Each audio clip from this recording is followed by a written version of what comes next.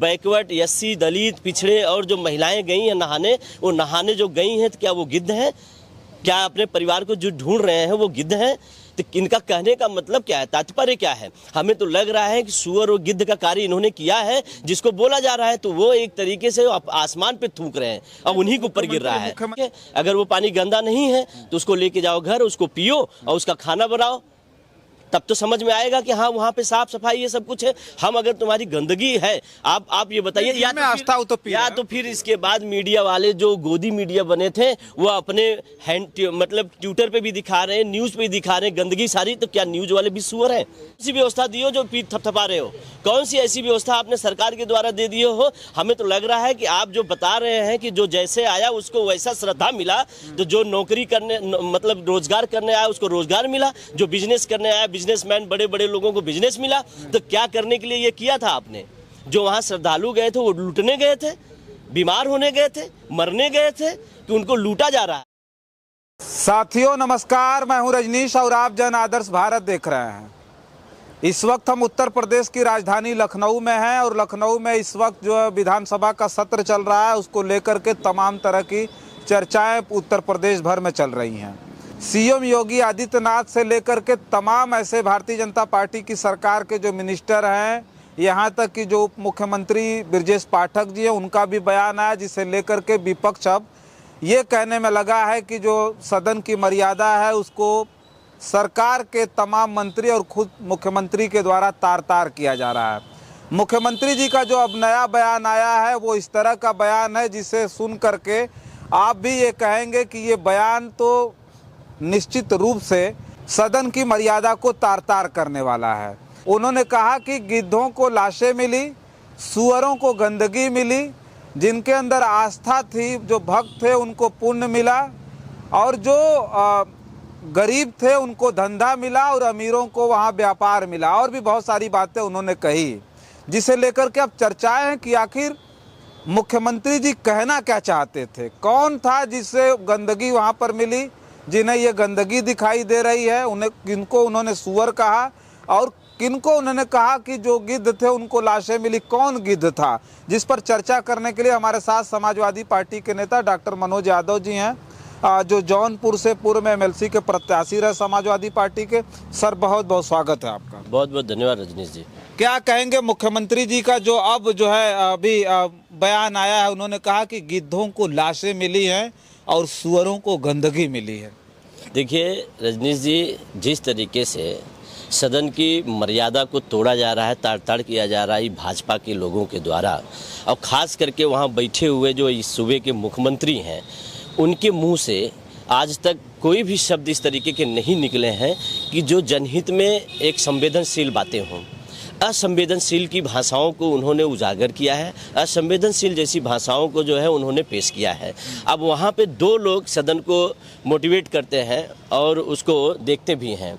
एक मंत्री सुरेश खन्ना जी हैं और मेन कुर्सी पे बैठे हुए हैं माननीय सतीश महाना जी। क्या इनको कंट्रोल नहीं कर पा रहे हैं इन लोगों को? क्या इस शब्द को जब लोगों के बीच में जा रहा है, सदन में जब इस तरीके से बोला जा रहा है, लोगों के बीच में जब ये भाषा जा रही है तो लोग क्या सीखेंगे, क्या जानेंगे, किस तरीके की भाषा? तो मुझे तो लगता है ये एकदम सड़क छाप, तड़ीपारों और जैसे चिट्ठी चौराहे पे बैठ के आपस में दो पार्टी के लोग लड़ते हैं उस तरीके की भाषा बोल रहे हैं। और मैं तो यही कहूँगा कि कहावत है कि आसमान पे थूक रहे हैं वो और डायरेक्ट उन्हीं के ऊपर गिर रहा है। सुअर और गिद्ध किसको बोल रहे हैं? क्या उनको बोल रहे हैं? हम तो ये समझते हैं कि समाजवादी जो होता है वो सर्व समाज की बात करता है, हर व्यक्ति की बात करता है, मगर ये सामंतवादी लोग हैं, ये सामंतवादी लोग हैं, ये वो सामंतवादी की भाषा बोल रहे हैं। और गिद्ध किसको बोलते हैं? यही जब ये विपक्ष में रहे थे तो चूड़ी, सिलेंडर, प्याज, ये एक्के पे बैठ के कौन जा रहा था? बैल पे बैठ के कौन जा रहा था? तो क्या वो उस समय सुअरपन वाला काम कर रहे थे? वो लोग सुअरपन वाला काम कर रहे थे। महाकुंभ से जो बातें आई, उन्होंने कहा कि जो सुअर थे उनको गंदगी मिली और जो गिद्ध थे उनको लाशें मिली। ये गिद्ध किसे कहा? जो जिन लोगों के परिवार के लोग मर गए, जिन्होंने लाशें उठाई अपने हाथों से, अब तो विपक्ष कह रहा है कि वो उनको गिद्ध बता रहे हैं पूरे देश में। ये मतलब इतना ज़्यादा ये इनका बयान चर्चा में है कि वो गिद्ध आखिर इन्होंने कहा किसे, किसे लाशें मिली वहाँ? देखिए, हम समझते हैं कि केंद्र की सरकार ने उसकी पानी की जांच कराई, पानी में बहुत कीटाणु और गंदा पानी मिला, तो इसका मतलब सुअर किसको बोल रहे हैं? ये किसको बोल रहे हैं सुअर? कहीं न कहीं उनका इशारा वहीं पे है कि केंद्र सरकार उनका जो है बहुत सारी सपोर्ट नहीं कर पा रही है, ये वो कर रहे हैं। गिद्ध तो इनको इसलिए बोला जा रहा है कि जितनी लाशें मिली उसका नंबर पूछा जा रहा है। क्या विपक्ष की ये जिम्मेदारी नहीं है कि अगर उनसे हम पूछ लें कि जिनके परिवार खो गए हैं, आज तक मिल नहीं रहे हैं, तस्वीरें लेके ढूंढ रहे हैं तो नहीं मिल रहे, क्या उनको गिद्ध कह रहे हैं? जो बैकवर्ड, एससी, दलित, पिछड़े और जो महिलाएं गई हैं नहाने, वो नहाने जो गई हैं, तो क्या वो गिद्ध हैं? क्या अपने परिवार को जो ढूंढ रहे हैं वो गिद्ध हैं? तो इनका कहने का मतलब क्या है, तात्पर्य क्या है? हमें तो लग रहा है कि सुअर और गिद्ध का कार्य इन्होंने किया है जिसको बोला जा रहा है, तो वो एक तरीके से आसमान पे थूक रहे हैं और उन्हीं के ऊपर गिर रहा है। मुख्यमंत्री जी के कहने का तो ये भी तात्पर्य रहा होगा कि ये विपक्ष को टारगेट कर रहे थे कि विपक्ष लगातार चिल्ला रहा है कि लाशें कहाँ हैं, गिनती कराइए, 30 लोग नहीं मरे, ज़्यादा लोग मरे। आप ही बता रहे हैं कि नहीं, बहुत ज़्यादा गंदगी हो रही है। सीधा उनका जो टारगेट था वो आप विपक्षियों पर था, विपक्ष को पूरी तरह से वो टारगेट करके ये बात कह रहे थे। देखिए, हम विपक्ष में बैठे हैं तो जो आपके गलत नीति होंगे, जो गलत कार्य होंगे, उसको तो बोलेंगे ही, बताएंगे जनता में, ये बात तो पहुँचाएंगे। मगर माननीय राष्ट्रीय अध्यक्ष जी ने भी तो कहा, हमारे श्री अखिलेश यादव जी ने कहा, ठीक है, अगर वो पानी गंदा नहीं है तो उसको लेके जाओ घर, उसको पियो और उसका खाना बनाओ, तब तो समझ में आएगा कि हाँ वहाँ पे साफ सफाई ये सब कुछ है। हम अगर तुम्हारी गंदगी है, आप ये बताइए, या तो फिर इसके बाद मीडिया वाले जो गोदी मीडिया बने थे वो अपने मतलब ट्विटर पे भी दिखा रहे हैं, न्यूज़ पे भी दिखा रहे हैं गंदगी सारी, तो क्या न्यूज़ वाले भी सुअर हैं? ये पत्रकार भी सुअर हैं? जो गोदी मीडिया है इनके भी लोग जो है देखिएगा वो भी दिखा रहे हैं, क्या उनको भी कह रहे हैं वो भी सुअर हैं? तो सुअर पनवाला कार्य जो उन्होंने कर रहा है। और एक चीज़ मैं बता रहा हूँ कि एक नेता जो होता है, एक जो मंत्री है, जो मुख्यमंत्री है, इस तरीके की भाषा बोल रहा है, ठोक दो, गोली मार दो, कितने आए, कटोगे बटोगे। आज फिर इसके बाद सदन में कटमुल्ला जैसे शब्द को इन्होंने इस्तेमाल किया, फिर इसके बाद इन्होंने कहा कि मिट्टी में मिला देंगे। ये भाषा सदन में बोला जा रहा है और फिर अब बोल दिए हैं कि सुअर और गिद्ध। आखिर बताइए, गिद्ध का जो है सरोवर कौन बनाने जा रहा है गोरखपुर में? तो गिद्धों का राजा तो यही है, गिद्धों का राजा तो इन्हीं को माना जाएगा। गिद्धों को बुलाने के लिए वहाँ सारी व्यवस्था कर रहे हैं। तो अखिलेश यादव जी ने भी ये बात कही कि नहीं, गोरखपुर में बन रहा है गिद्ध प्रजनन केंद्र बन रहा है। हाँ, तो फिर वो गिद्ध प्रजनन केंद्र कौन बनवा रहा है? यही गिद्ध बनवा रहे हैं ना, गिद्धों के राजा, गिद्धों के राजा ही बनवा रहे हैं, अपनी प्रजातियों को बुला रहे हैं। तो जो भाषा है इनकी वही कार्य कर रहे हैं। कहने का मतलब हमको तो लगता है कि ये होगा कि इतना बड़ा महाकुंभ हो रहा है, देश और दुनिया में भारत का नाम इतना ऊंचा हुआ और लगातार विपक्ष, खास करके समाजवादी पार्टी के मुखिया और पूरी समाजवादी पार्टी बुराई बतियाने में लगे कि भाई लाशों की बात आप कर रहे हैं, भव्यता और सुंदरता की बात आप नहीं करते हैं, आप गंदगी की बात कर रहे हैं, वहाँ भव्यता सुंदरता की बात नहीं करते हैं, साफ सफाई की बात नहीं करते, इतनी बड़ी भव्य व्यवस्था की बात नहीं करते हैं।